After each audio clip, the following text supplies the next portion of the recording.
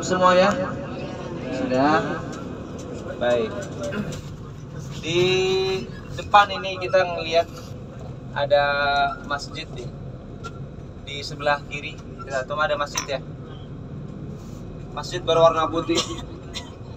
Itu namanya Masjid Jum'ah, Masjidul Jum'ah, Masjid Jumat. Jadi Nabi SAW ketika beliau sudah tinggal selama kurang lebih 14 hari di Kuba, beliau sudah membangun Masjid Kuba, meletakkan fondasi pertamanya.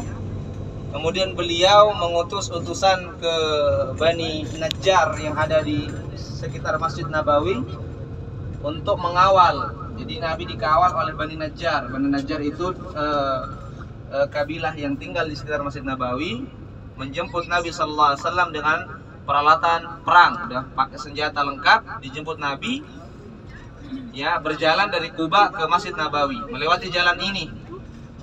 Nah, ketika tiba di sini Bapak Ibu, di sebelah kanan kita ini masjid ya, Masjidul Jum'ah, bertepatan dengan waktu sholat Jumat. Nah, maka di tempat inilah, di masjid itulah tadi, tempatnya waktu itu masih bukan masjid ya, artinya tanah lapang, di pemukiman Bani Salim. Ya, Nabi SAW melaksanakan sholat Jumat bersama para sahabatnya di situ, di Masjidul Jum'ah. Pertama kali dilaksanakan pertama kali dilaksanakan sholat Jumat dalam sejarah Islam. Dari rumah ke sana? Dari toko kah? Ya, melanjutkan tentang Masjid Kuba tadi Bapak Ibu. Ya, di antara keutamaan atau di antara kekhususan Masjid Kuba adalah yang pertama, Masjid Kuba ini selain dia masjid pertama yang dibangun dalam agama Islam ini, dalam sejarah Islam ini, pertama dibangun oleh Nabi SAW. Masjid Kuba ini memiliki predikat, memiliki sifat dalam Al-Quran disebutkan, la masjidun ussisa 'ala taqwa min awwali yaumin ahaqqu an taquma fihi. Masjid yang dibangun di atas ketakwaan kepada Allah Subhanahu wa Ta'ala. Allah mensifati dan memuji tentunya Masjid Kuba dengan memberikan sifat bahwa Masjid Kuba ini adalah masjid yang dibangun di atas ketakwaan kepada Allah Subhanahu wa Ta'ala. Dan demikianlah seharusnya ketika kita membangun fondasi apapun itu Bapak Ibu, karir ya, usaha, terutama yang berkaitan dengan ibadah ya, kita mau pergi umroh, kita mau membangun masjid, membangun pesantren, membangun sekolah ya, apapun itu ya, membangun keluarga dan segala macamnya, maka harus didasari oleh apa? Didasari oleh takwa, didasari oleh rasa takwa kepada Allah Subhanahu wa Ta'ala. Karena tanpa ketakwaan, maka segala sesuatu itu tidak ada nilainya di sisi Allah. Kalau kita membangun usaha kita hanya semata-mata ingin memuaskan hasrat duniawi kita, maka tidak ada pahalanya di sisi Allah dan itu menjadi sia-sia.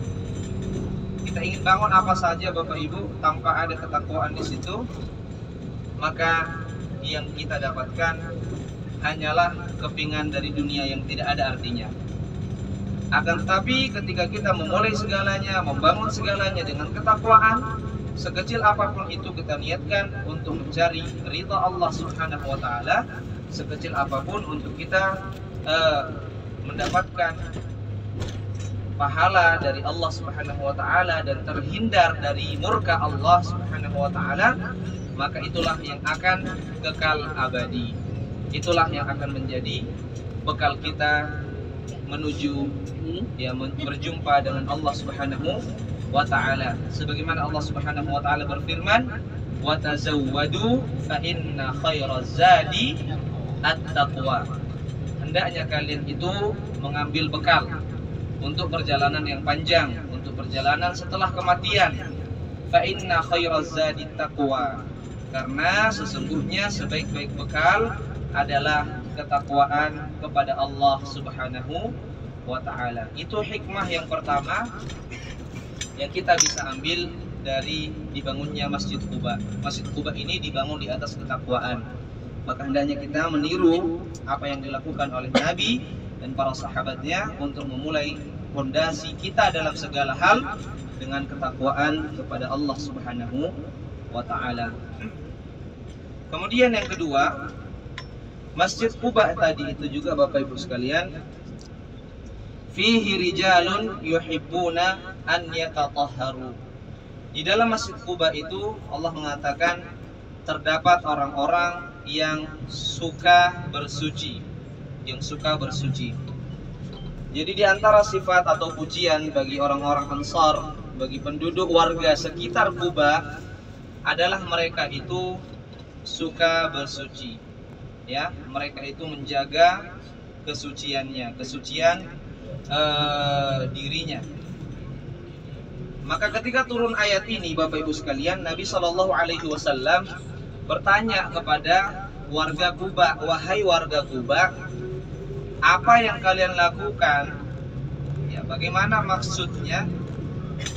Bagaimana tata cara kalian itu bersuci? Bagaimana tata cara kalian itu bersuci? Kenapa Allah Subhanahu wa taala menyebut kalian itu sebagai orang-orang yang suka bersuci?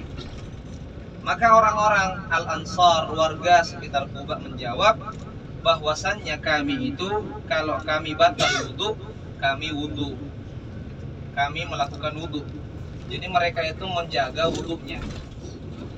Ya, dan subhanallah, menjaga wudu ini Bapak Ibu sekalian termasuk sebab-sebab yang bisa mengantarkan kita husnul khatimah, mengantarkan kita menjemput kematian yang indah. Kalau kita rajin jaga wudhu kita, kemudian di saat yang kita tidak tahu Allah mencabut nyawa kita, mengambil kita, maka dalam keadaan kita masih menjaga wudhu, itu adalah salah satu tanda bahwa kita meninggal husnul khatimah. Kita menjaga wudhu kita dan dalam keadaan suci itulah kita diambil oleh Allah Subhanahu wa ta'ala. Kita berdoa semoga Allah mengambil kita semua demi berwudhu, ya, ketika sholat berwudhu, dan ketika kami berhadas, hadas besar, kami mandi. Inilah sifat orang yang tinggal di sekitar Masjid Quba, orang-orang Ansar, dan kita bisa meniru mereka, ya, karena tidaklah Allah menyebutkannya di dalam Al-Quran kecuali karena itu bentuk pujian. Kalau pujian berarti sesuatu yang baik. Kalau sesuatu yang baik, maka itu adalah teladan untuk kita semua. Baik.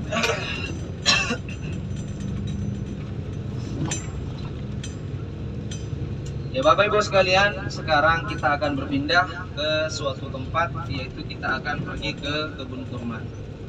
Nabi SAW, ya, ketika beliau hendak hijrah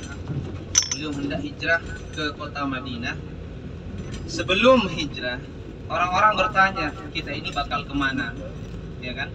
Orang-orang Muslim, kaum muslimin yang ada di Mekah itu, mereka bertanya-tanya, hendak kemanakah kita berhijrah? Karena sebelum hijrah ke Madinah, pernah ada hijrah ke negeri Habasyah, negeri Ethiopia. Negeri Ethiopia itu di Afrika yang dia berseberangan dengan Laut Merah. Jadi pernah sebelum hijrah ke Madinah, kaum muslimin itu hijrah ke Habasyah. Maka orang-orang pun bertanya-tanya, setelah Habasyah kita mau kemana, ya kan? Maka Nabi SAW pun mendapatkan wahyu berupa mimpi. Beliau mengatakan, uriitu dara hijratikum.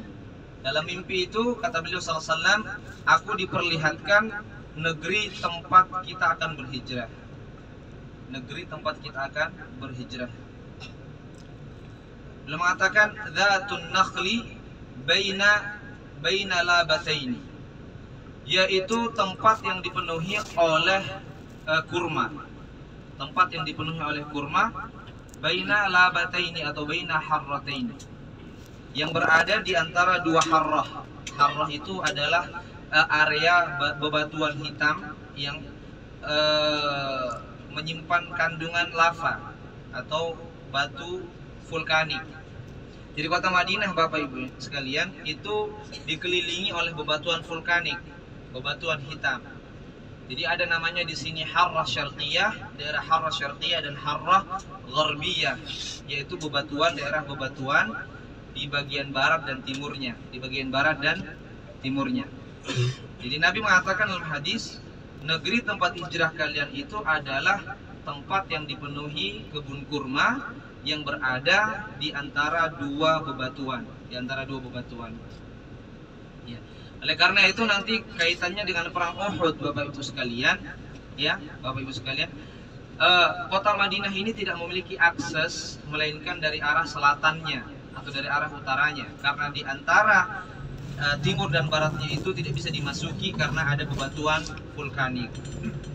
Makanya orang-orang kafir Quraisy itu masuk dari arah selatan. Mereka tidak bisa dari arah barat dan timur. Berarti dalam hadis ini kita ketahui bersama bahwa kota Madinah ini adalah kota yang dipenuhi oleh kebun kurma. Maka termasuk dari agenda travel, ya biasanya ini sudah menjadi kebiasaan, adalah kita mengunjungi kebun-kebun kurma milik orang Madinah. Karena ini merupakan salah satu tonggak perekonomian kota Madinah dari sejak zaman dahulu.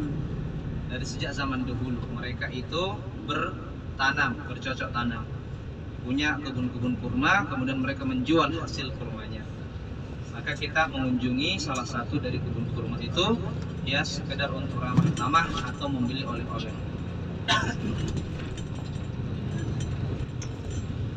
Dan berkaitan dengan kurma, Bapak Ibu sekalian, ya kurma ini juga merupakan salah satu dari bagian perjalanan kehidupan Nabi Sallallahu Alaihi Wasallam.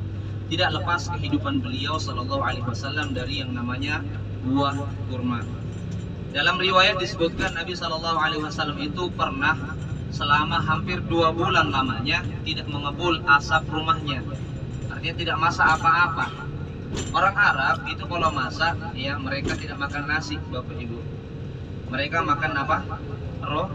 Roti. Mereka dari gandum yang kemudian ditumbuk diolah menjadi roti.